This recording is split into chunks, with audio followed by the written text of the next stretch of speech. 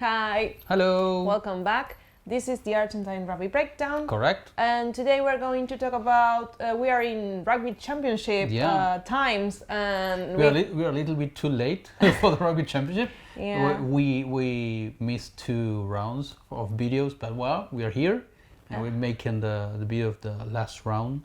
So in this video we're going to talk about a little bit of the first 2 games of Argentina against first New Zealand and then Australia, and then we're going to talk about the last game, which will be on Saturday against South Africa. Exactly. So shall we start? Yeah, let's go for it.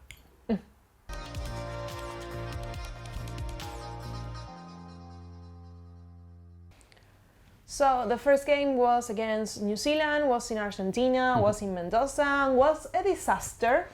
Yeah, it was a disappointing game. New Zealand won 41-14 or 12. to 12. I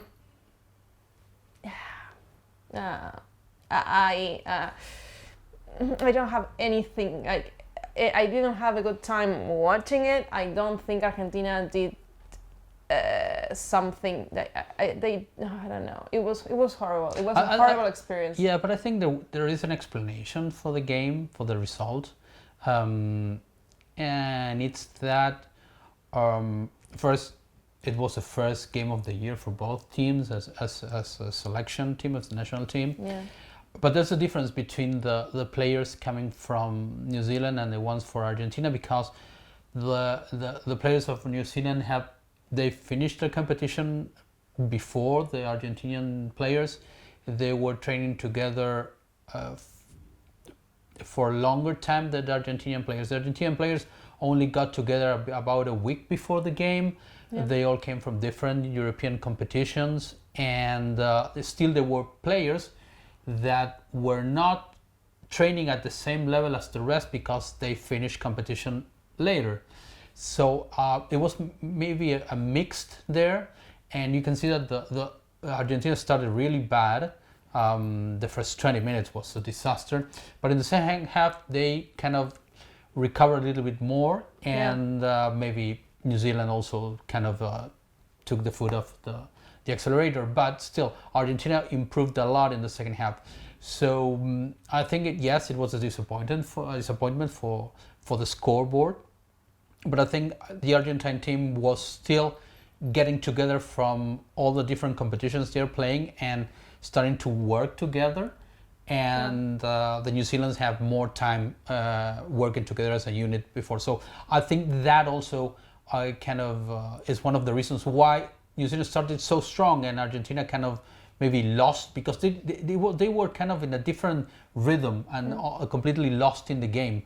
So I think that's one of the reasons. Yeah, you're always looking at the bright side of life. I also think, like, watching the second game of New Zealand against South Africa, I'm not gonna review that, but they started in the same way. They started really strong. Maybe it's a strategy that they will have, or they will try, like, have a really good first half, and in the second half try to adjust to what the other team presents. I don't know. I had a really bad time watching Argentina against New Zealand. The second game, the game against Australia, it was much better. I see this training kind of happening. You see more game and more idea of a game, of what they want to do. More cohesion as a team.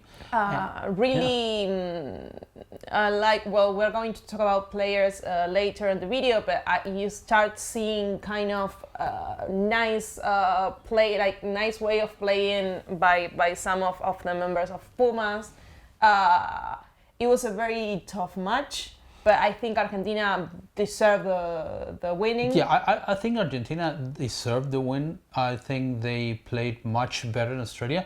I think Argentina allow Australia the opportunities to score. The mistakes that Argentina made, they were easily taken advantage by Australia. Yeah. They were not kind of hard-fought tries. There were easy scoring opportunities for Australia, but Argentina worked harder during the whole game, more possession, more territory, more intent, and Argentina was always proposing, was always attacking, was always trying new stuff, trying things or plays, and keep the ball moving. Yes, and try to keep control of the game and attacking and not giving anything for granted. The moment, the interception, the Nahuanitawase interception was great for them, but it was 5 meters before the try line. So if Nico Sanchez didn't try to open the ball wide, if he just kept the ball coming, because he was the one opening the ball out of the rack. If he just kept it close to the rack, if Nahuanitawase didn't kind of made the intercept, it was an Argentine try on the flag or the close to the side. So it was there, and it was kind of game over by then. So yes, they got that try. There was a great interception, a great kind of individual play. But even after that, even with 2 minutes to go, Argentina just went forward, wanted to get the game, and they scored. So the game was always on control by Argentina. That's my feeling about it. And we've seen Argentina in this position, like having losing by a very little, like very few points, and not being able to turn the table around and win the game. And on this game, we definitely saw that they thought they could do it, and they did it, and Argentina finally won 34-31. I saw a lot of great things. I think Australia is not at their best, but they are still Australia. I think that we have a very we have in the Rugby Championship, we have like two very different groups. We have in one level we have South Africa and New Zealand, and in the other level we have Argentina and Australia, and they are both at the same level. I think. I don't know what's I don't know what's going to happen with Australia.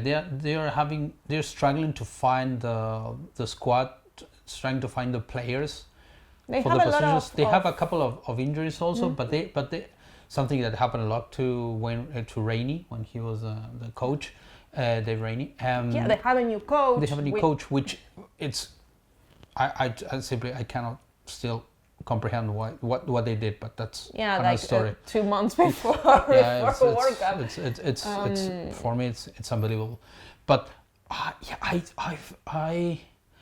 we're gonna see what happens with them and New Zealand over the weekend. But I simply see them playing so badly without an idea of what they want to do. Exactly, they are lost. I feel like they are lost. Maybe they get to the World Cup and they during the next couple of weeks and games they find the game they want because they have talented players. But something is off with Australia. I'm surprised, especially by the attitude they had against Argentina. There's kind of like they were not there. I don't know. Yeah, they scored tries. They took the opportunities, but because that's my thing. It's like they're still Australia. They have really great players that will take advantage of things you leave unattended.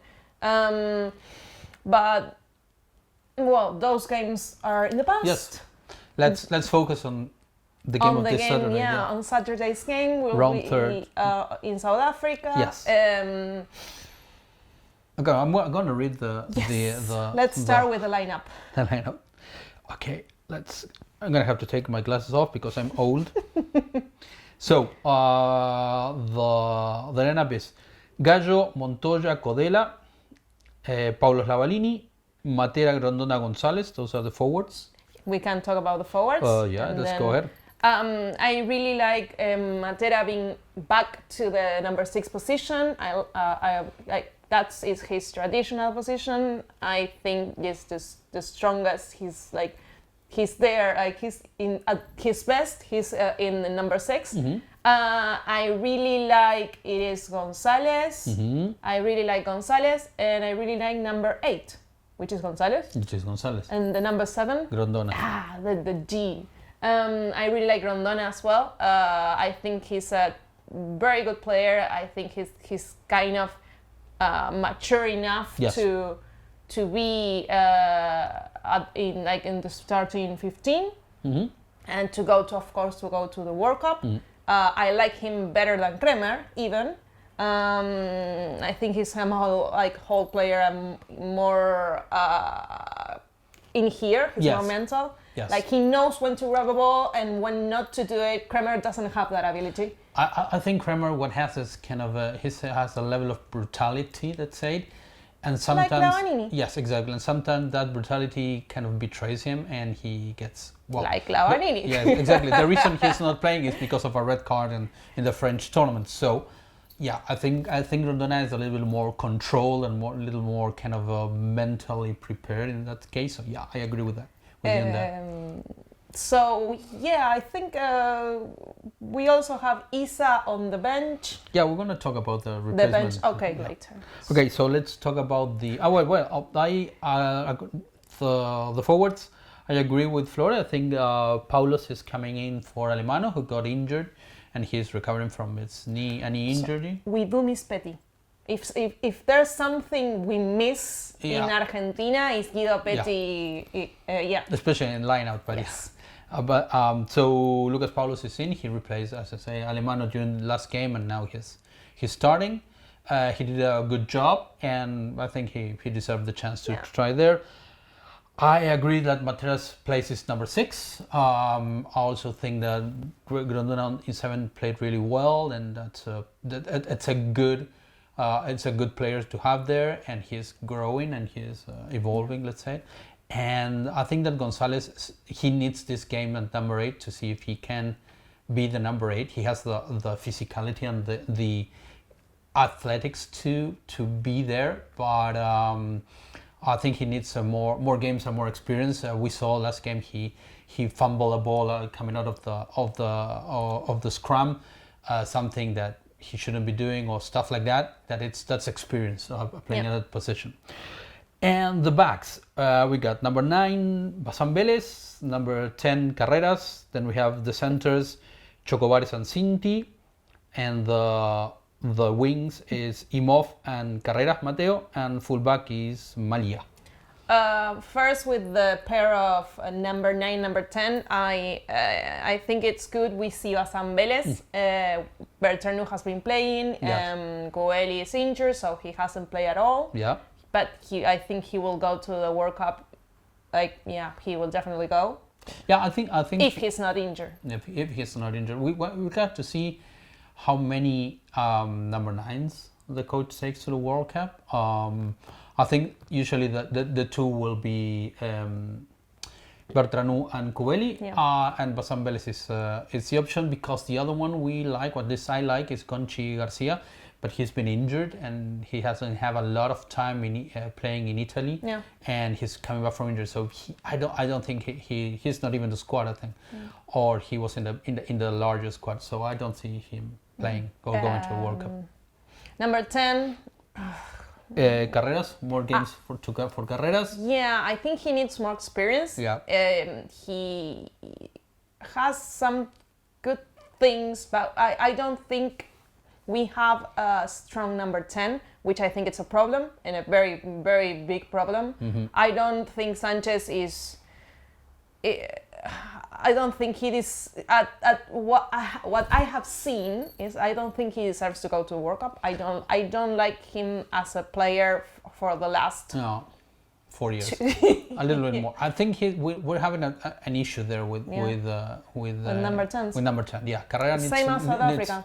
Needs more time. Exactly. Well, South Africa. Well, the difference is that Pollard is injured, and they've got Manny Leibok playing 10, who he plays usually in the Stormers, and he's a number 10. The thing with Carreras is he can play number 10. He played in England as number 10, but he hasn't been playing that much as number 10 for a long time. So yeah, he needs more games as number 10. And the thing with Nico Sanchez is that I think we're having the same problem that we have in 2019, where the coach, he selected Nico Sanchez for the World Cup, although Nico was not in the level to go to a World Cup. He was not performing.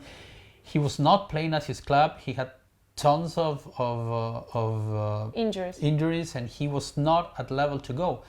And he was still taken to the World Cup because of two factors. One, loyalty by the coach, because he had him in Jaguares and he was creating the Jaguares season where Ledesma was the coach, and he felt like he was part of that. And two, because of experience and because he's the historical leader in scoring for Argentina, point scorer. I think that was the only two reasons, but he ended up not playing that much. He didn't start games, and in the last game he was not even selected for the 23. So yeah, he was not the replacement number 10 to be there. Yeah. And I think this year something like that. I don't see him, although he's been playing in his club in France, but too little, too late. Yeah, I'm sorry for him. I think he will go, but I don't think he deserves it. Yeah.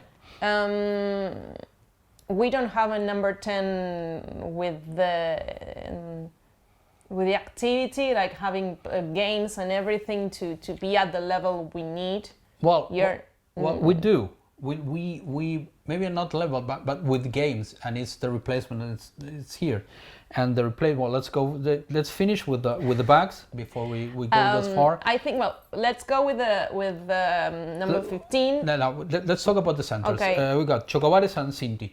Cinti is still in the game. He's a strong player, fast, and he's showing that he can play that position better than being in the wings. I think he's a center, and the number 13. I think that position suits him. Chocobares is the first game, and we have a lot of players there. We have a lot of players there. Like we have De La Fuente, Moroni, Orlando. Yes. Like we have big names to fill that number 12 and number 13. Yes. 13. So I think it's a position that we're kind of okay. Yeah. We like ones better than the others, but it's. I think they're correct. And Chocobares and Malia and Esclavi, that's on the bench. They are three of the players that were not available the first weeks because they ended their tournament. They played the final game in France, so they ended the tournament later, and they needed holidays, and then they need to start training and to catch up with the players that have been training. So that's the wings and the fullback. We have Imhoff and Mateo Carreras and Malia. And Malia's fullback. Yeah. Malia's fullback, he's been playing that position. He has he competes with Bofelli. I think Bofelli has some great games and has some so-so games. I think Bofelli at his best is a great player. Yes. But that doesn't happen every game, and I think Malia is kind of young. He has the energy. He does good things. He needs more experience. I think what Malia brings into the squad, playing at 15, it's a second kind of number 10 in the field. So he can shift positions with the number 10 in this case and be both playmakers, and he has shown that before, and he's been able to do it. Actually, he had a couple of games where he played in Toulouse as number 10. So that's what he brings. He brings that more to the team that what Bofelli can do. Mm-hmm. If we had a number 10, a solid number 10, I think that the wingers would be Carreras, Santiago Carreras, and Bofelli, and the fullback would be Malia. Because the three have a very good air game, going for the ball in the sky and kicking. Carreras. No, that's the thing, because Mateo Carreras is really good, but he doesn't have such a high ball game, good air game, playing in the air as the others have. So I love Mateo Carreras. I think he's been maybe one of the best players for Argentina this tournament, and I want him on the squad. But I think if with the importance that the kicking has and recovering the ball and stuff like that has, I think that Santiago would be there. But nevertheless, we have in Santiago number 10. I think Malia number 15 gives him that backup, and they can shift the positions, and both of them can be playmakers, and that's a huge advantage. We have him off, which veteran, and see if he's there. He's always working. He works hard, and well, he's a hard worker. Yeah. Again, like with 12 and 13, we have a lot of players, interesting players with some different quality things. They are kind of competing for the position. Yes. So I think we have that covered. Yes. And well, we like it or last not, week, some players, blah blah blah. We had a debutant, which is Ihuro, who came from the 7th, and he played really well for his first game in the Pumas, playing against a huge. He has a really good air game. Yeah, exactly, because he's a brilliant player in 7th, who always brings back the start, the kickoff start after scoring, or start the game in 7th. So he plays really well there. He's strong, and he showed that he can play 15. Yeah, he can play 15, and it was his first 15 game in ages. So that's another position we have. Okay, so let's go replacement before we go too long. We have Ignacio Ruiz as a hooker, Nahuel de Chaparro, Joel Esclavi, Pedro Riviolo, Facundo Isa, Gonzalo Bertranú, Tomás Albornoz, and Matias Moroni. Matias Moroni, we're going to say, he's a fixture. We know what he can do, and he's always there. Same as Bertranú. Same as Isa. I like that we have a replacement for number 2 that it's not Crevi. Yes. Like giving maybe a little bit of time on the second half to someone new to see what he can bring. Yeah. And then we have Teta Chaparro. He's been playing. Joel Esclavi, once again, not been able to play the previous game, but playing now. He has been playing really, really well for La Rochelle in France, really well, and he has improved a lot. So he's gonna be a good addition to the squad. Then we have Rubiolo, one of the young players with coming strong and a lot of future ahead of him. And then we have Tomás Albornoz. Yeah. Tomás Albornoz is a real number 10. He's played all his life in number 10. He's been playing for Argentina 15, the under 20s, and the Jaguares 15 and number 10. Actually, he played in Super Rugby in the last season, 2020, for Jaguares as a number 10 replacement in one game. So he is a number 10. Right now he plays in Italy in the United Rugby Championship. So he's a number 10. And he's a player that I at least wanted him to have some minutes to see him play, because he needs that. We need to see him play, and we need to see him if he can, with situation comes, if he can be there. He can say, yeah, I'm here, I can play, and I'm going to do it. He can step up. Yeah, he can step up. So that's all the lineup. Yeah. It will be a very tough game and a very physical game. The kicking game will be very important. Yeah, because I think it's one of the ways that they will be able to kind of break South Africa. And also kind of meeting South Africa with the intensity that they bring. You have to meet them physically there and make a contest there and work there and say, yeah, you're not gonna walk all over us. We're gonna fight you. I hope so. and just we need to show that we can physically kind of fight at the same level. And if we can control that over the first couple of minutes, it's gonna be a really interesting game to play. That will be the last game of the Rugby Championship. Yes. After that, South Africa is coming to Argentina on the next week to play against Pumas here. Yes, we're going to that game. Yeah, but it's outside of the Rugby Championship. So we will see what happens. We hope Argentina. I really want them to win, but at least I want them to kind of put up a fight. Yes, I want them to continue in this process of growing, of trying new plays, of new connections, of seeing things how they evolve in the play. They evolve and connecting better, and building as a squad, and to get to the World Cup in the best shape possible. I want to see that. Yeah. I don't really matter if they win or lose this game as much as Seeing an evolution. see the Yeah. progress and how they are playing. So I think that's it. yeah, that's it. I Thank know you. it's been a long video, but we See, have to I'm cover sorry. 3 rounds plus. Yeah. Sorry for that. And we like to talk. Yeah, we will have to talk. So, Hope you stayed till this point. Yeah, if you did, thank you very much. Yeah, I appreciate it. We'll see you in the next video. Yeah. Goodbye. Bye.